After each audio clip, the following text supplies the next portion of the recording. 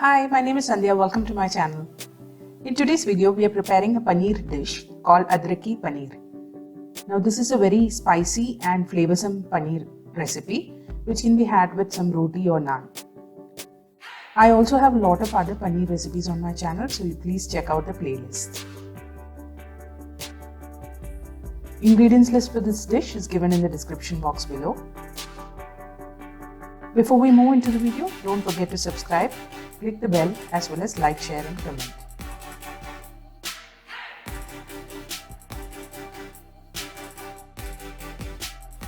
So into a pan with oil heating up, I am adding mustard seeds, cumin seeds and fennel seeds.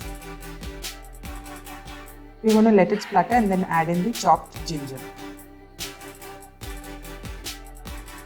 Cook the ginger for a few minutes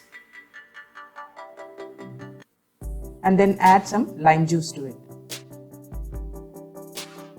We'll switch off the stove, cool the mixture and then grind it into a paste. I've got another pan on fire with some oil heating up. Into that goes finely chopped garlic and green chillies. Saute them for a few seconds and then add the finely chopped onions. Cook the onions until they turn translucent. Now we are going to add the masala powders. That's turmeric, red chilli powder, coriander powder, garam masala. I'm using two varieties of red chilli here, Kashmiri as well as the normal variety. Let's add the masalas in. I'm also adding a little bit of water so that the masala does not burn. Once the masalas are cooked, I'm adding in tomato puree and a little bit of tomato ketchup to it. Mix everything well. And now it's time to add the ground paste.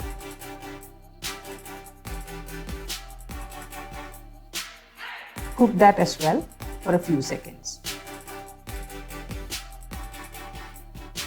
Now I'm adding half a cup of water to this.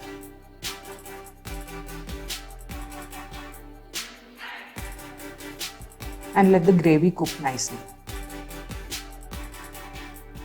Now it's time to add Kasoori methi to this. Mix well. And I'm going to add the cubed paneer here.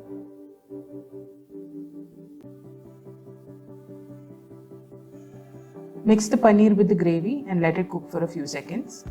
Then add in the salt to taste.